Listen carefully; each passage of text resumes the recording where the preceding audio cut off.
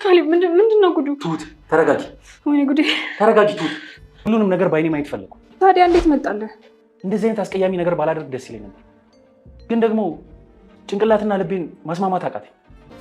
አንቺም ነገሩን እንደማታውቂው ነሽ። እስከ መቼ? ግልጽ የሆነ ሀሳቧን እስከማውቀው ድረስ።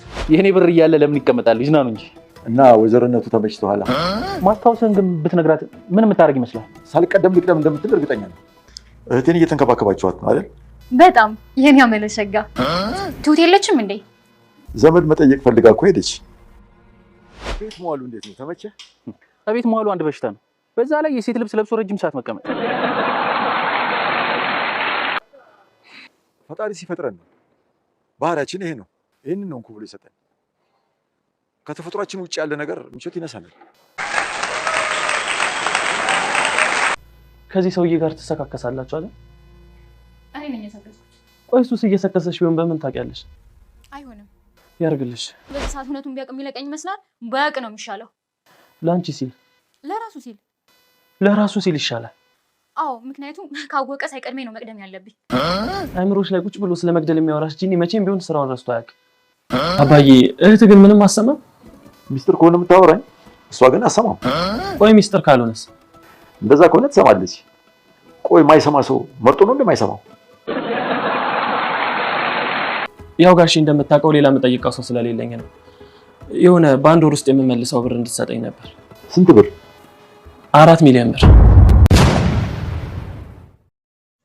4 ሚሊዮን ሊበላ። ሰላም ጤና ይስጥልኝ የትሁት ድራማ ተከታታዮች እንደምን ቆያችሁ? ባለፈው ክፍል ካሌብ አክስቱ ላይ የገባችዋ ፈለቁ ካሌብ መሆኗ ተረጋገጠ። አሁን ካሌብ መሆኗ ያረጋገጠችው ትሁት ብቻ ስለሆነች ትሁት ደግሞ እንዳትናገር በዚሁ እንዲቀጥል ሁሉን ማየት ፈልጋለሁ ብሏል ካሌብ። እንግዲህ ሚስጥሩ ይዘልቅ ይሆን የሚለውን አብረን የምናይ ይሆናል። ትሁትም ተስማምታለች። እንግዲህ አጥር ይበል እንደዚህ ድብብቆሽ ጨዋታው ብላለች።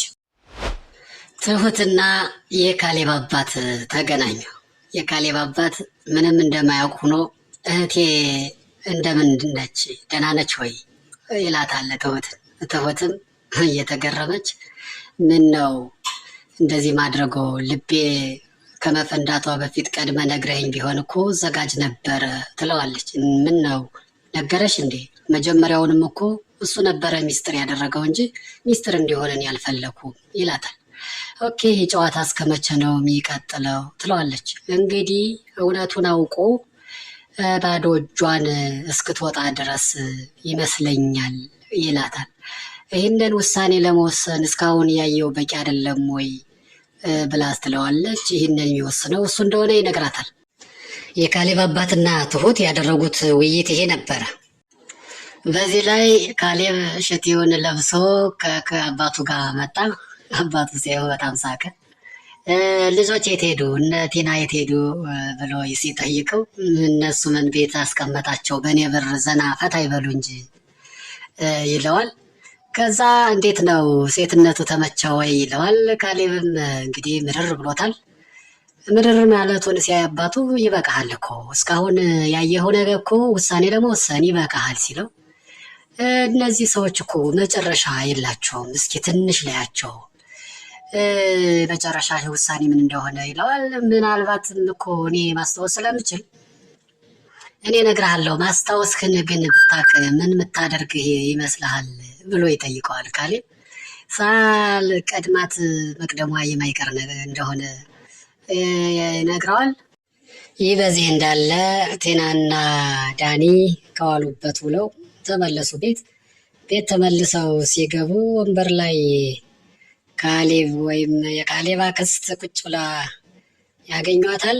ቲና አየችና እች ሰው ከጆሮዋና ከአፏም በተጨማሪ የአእምሮን በሽተኛ ትመስለኛለች ስትል ዳኒ ደግሞ ምን አደረገች ሻርፋ ቁጭ አለች ነች ያለ የተከላከለላት ያለ ይመስላል። ከዚህ ቀጥሎ የካሌብ አባት ይገባል። ሁሉንም ሰላም ካላቸው በኋላ ቲናም ጠፋህ ትለዋለች።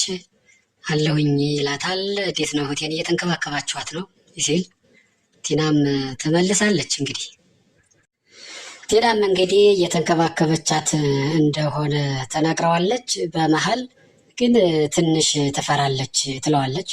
እሱም አዎ ትፈራለች ይላታል።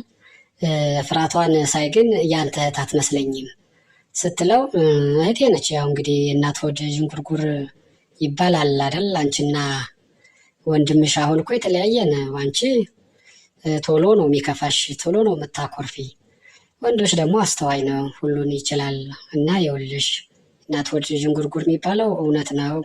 ስለዚህ አንድ እናት ብንወለድም እንኳ ባህሪያችን የተለያየ ነው ይላታል። በመሀል ቲና ትሁት የት ሄደች ብላ ትጠይቃለች። የካሌብ አባትም ትሁት እኮ ዘመድ ለመጠየቅ ብላ ሄደች ይላታል። እሱን ካላት በኋላ በሉ ዘና በሉ ብሎ ትቷቸው ወጣ። የካሌብ አባትን መውጣት ተከትሎ ቲና ዳኒና ወደ ክፍላችን ንግባ ብላ እጁን ይዛ ስትሄድ ካሌብ እንዴት ስሜታዊ ሆኖ እንደሚያያቸው እዚህ ምስሉ ላይ እንደምታዩት ነው። ካሌብ ሽቲውንም አውላልቆ ፀጉሩንም ትቶ ከአባቱ ጋር ወክ እያደረገ ነው። አባቱ እየሳቅም ቢሆን እንዴት ነው ሴትነት ይለዋል። ካሌብም ኧረ መረረኝ፣ ረጅም ሰዓት መቀመጥ፣ ሽቲ ውስጥ መቀመጥ፣ ፀጉር መሸከም ኧረ እኔስ ከብዶኛል ይለዋል። ይህ እኮ የተፈጥሮ ሕግ ነው። ከተፈጥሮ ውጭ ያለ ነገር ስናደርግ ምቾት ይነሳናል ይላል አባትየው። ትክክል። ከዛ እንደዚህ ከሆነ እንዲህ የሚመር ከሆነማ ይበቃሃል ምናምን ይለዋል። አይ ትንሽ ልታገስ፣ ትንሽ መጠበቅ አለብኝ ይለዋል። እንግዲህ የካሌብ አባትም ኦኬ እንደዛ ካሰብክሽ ፈጣሪ የሆነ ብሎታል። ቲናና ዳኒ መኝታ ክፍል ገብተው እየተጨቃጨቁ ይገኛሉ። ዳኒ የካሌብ አባት ግን አንቺ እንደምትሰክሽ ሁሉ እሱም እየሰከሰሽ አለመሆኑ በምን እርግጠኛ ነሽ ይላታል። ቲና ደግሞ እንግዲህ ምንም እውነት ቢሆን እንኳን እሷ ማመን አትፈልግም፣ አያደርገውም ትላለች። ባያደርገው ነው የሚሻለው፣ ካደረገው ግን ሳይቀድበኝ እቀድመዋለሁ ትላለች። ዳኒ በጣም ገርሞት ቆይ ያንቺ ጅኒ ግን ከመግደል ውጭ ሌላ ነገር አያስብም ይላታል። ከዛ እሷም ያለፈውን እርሳው ወደፊቱን ነው ማስበስት ወደፊትም ቢሆን ለራስሽ ለመከላከል እንጂ ለማጥቃት ፈጽሞ እንዳታስቢ ይላታል። እንዲህ እየተጨቃጨቁ እያለ መጨረሻ የመከራት ምንድን ነው መቼም ቢሆን ራስሽን ለመከላከል እንጂ ለማጥቃት አትዘጋጄ ብሏታል። እንግዲህ ምክሩን ከሰማችው ጥሩ ምክር ነው። የካሌብ አባትና ካሌብ እንግዲህ ወጣ ብለው ዞር ዞር ሲሉ ቆይተው ካሌብም ልብሱን ለብሶ የካሌብ አክስት ሆኖ የቤት ሲገቡ ዳኒን ቁጭ ብሎ አገኙት። ሰላም ካሉት በኋላ ምነው ዳኒ እንዴት ነህ ምናምን ካሉ በኋላ ምነው ወጣ ብለህ አንተስ ዞር ዞር አትልም ሰውን ሳትተዋወቅም እያሉት እየመከሩት እያለ የካሌብ አባት አንድ ጥያቄ ጠይቃቸው። ዳኒ እህት ትሰማለች አትሰማም ብሎ ይጠይቃል ዳኒ። ዳኒም ሚስጥር ካልሆነ አትሰማም ሲል ደነገጠ። ሚስጥር ሲሆንስ ሲል መልሶ የካሌብ አባት እየሳቀ መርጦ መስማት አለ እንዴ ምን አይነት ነገር ነው ብሎ ይለዋል። ከዛ በመሃል አንድ ነገር ላዋ ይፈልግ ነበር ይላል ዳኒ። ምንድን ነው ንገረኝ ይለዋል። አሁን እዚህ ቁጭ ብሎ መዋል ሰልችቶኛል እና የሆነ ስራ መስራት ፈልጌ ነበረ ይለዋል። በጣም ጥሩ፣ እዚህ ቁጭ ብሎ ከመዋል ይሻላል፣ ጥሩ መፍትሄ ነው ብሎ ያበረታተዋል።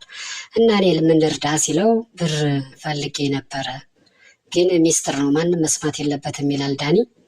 እሺ ምን ያክል ብር ነው ሲባል የብሩ ነገር ነው ጎድ የፈጠረው። ስንት ቢል ጥሩ ነው? 4 ሚሊዮን ብር ሲል የካሌብ አባት ማመን አልቻለም። ካሌብ አክስትም ራሷ በጣም ነው የገረማት እና ከዛ በጣም ገርሞት ሳቀ የካሌብ አባት። ምን ነው በዛ እንዴ ምናምን ሲል አረ በስቶ አይደለም እንዲያው ሳልጠብቀው የተነሳ ጥያቄ በመሆኑ ገርሞኝ ነው እንጂ ይላል የካሌብ አባት። በአንድ ወር ውስጥ መልሳለሁኝ ምንም ችግር የለም ሚስጥሩ ይጠበቅ እንጂ ምናምን ያለ እሺ ይሰጣል ችግር የለውም ግን መጀመሪያ ዳንኤል ማናገር አለብኝ ሲል ፈጽሞ ዳንኤል መስማት የለበትም ይላል። እሺ ዳንኤል ካልሰማ እሺ ቢያንስ ለቲና ልንገራ ሲል ቲናማ ጭራሽ ማይሆነውን ይለዋል። ለምንድን ነው ግን እንዳይሰሙ የፈለግ ብሎ ሲጠይቀው እንዳይሰሙ የፈለጉበት ምክንያት ምንድን ነው? መልሼ ብሩን ስሰጥ ምስጋናዬን እንዲሰሙ ከመፈለግ አኳያ ነው ይለዋል። ኦኬ ላስብበት ሲል ያመሰግናል ዳኒ።